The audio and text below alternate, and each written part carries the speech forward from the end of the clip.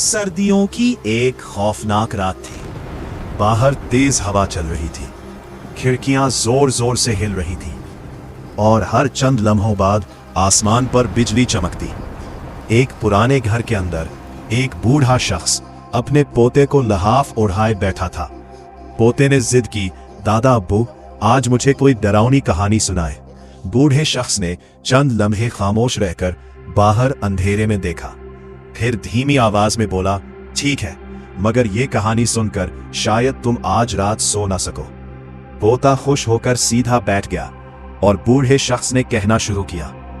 बहुत साल पहले उसी गांव में एक लड़की रहती थी, नाम था सारा। वो इतनी खूबसूरत थी कि लोग कहते थे चांद भी उसका चेहरा देखकर शर्मा जाए। सारा को रात के वक्त छत पर जाना बहुत पसंद था। वो अक्सर तन्हा बैठकर चांद देखा करती थी। मगर एक रात आसमान के रास्ते एक जिन वहां से गुजरा। जब उसकी नजर सारा पर पड़ी, वो वहीं रुक गया और पहली ही नजर में उस पर आशिक हो गया।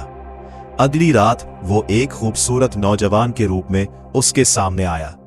पहले सारा डर गई, मगर उसने नरमी से कहा, डरो मत, मैं तुम्हारा दोस्त हूं। फिर वो हर रात आने लगा, बातें बढ़ने लगीं और सारा को उसका इंतजार रहने लगा। मगर उसे मालूम न था वो इंसान नहीं था। एक रात सारा की मां छत पर गई। उसने देखा सारा अकेली खड़ी हंस रही है, जैसे किसी से बातें कर रही हो, हालांकि वहां कोई न था। मां ने कांपती आवाज में पूछा, बेटी किससे बात कर रही हो? सारा मुस्कुराकर बोली, अम्मी, मेरा दोस्त आया है। यह सुनकर मां के जिस्म में सर्द लहर दौड़ गई। इसी रात सारा का छत पर जाना बंद कर दिया गया। पहली रात खामोशी रही, दूसरी रात भी, मगर तीसरी रात पूरे घर में अजीब आवाजें गूंजने लगीं। दरवाजे खुद ब खुद खुलने लगे, खिड़कियां जोर जोर से बजने लगी।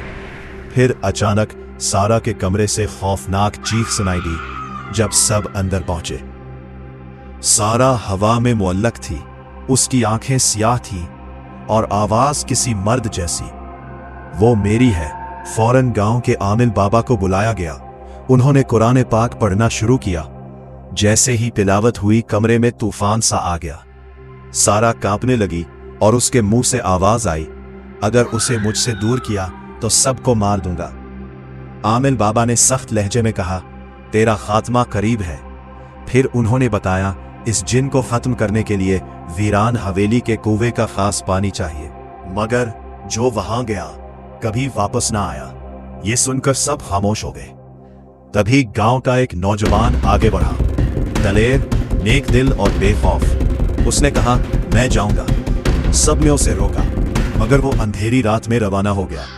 हवेली जंगल के बीच खड़ी थी, टूटे दरवाजे, काली दीवारें और मौत जैसी खामोशी।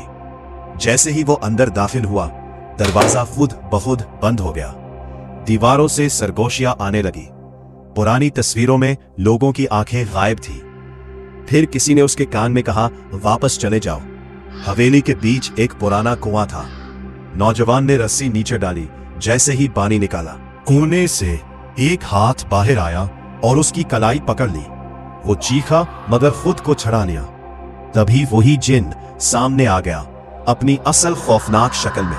मगर नौजवान डटा रहा। वो पानी ले आया। आमिल बाबा ने वो पानी इस्तेमाल किया और सारा हमेशा के लिए आजाद हो गई। पोता हैरत से बोला, दादा अब्बू, फिर उस बहादुर नौजवान का क्या हुआ? बूढ़ा शख्स खामोश हो गया। आहिस्ता से अपनी आस्तीन ऊपर की कलाई पर गहरे नाखूनों के निशान थे। पोते की सांस रुक गई। बूढ़े शख्स ने धीमी आवाज में कहा, वो नौजवान मैं था, मेरा नाम हामिद। उसी लम्हे बाहर जोर से बिजली कड़की। खिड़की पर किसी ने 3 बार दस्तक दी। बूढ़े शख्स का चेहरा सफेद पड़ गया और वो सरगोशी में बोला, वो वापस आ गया है।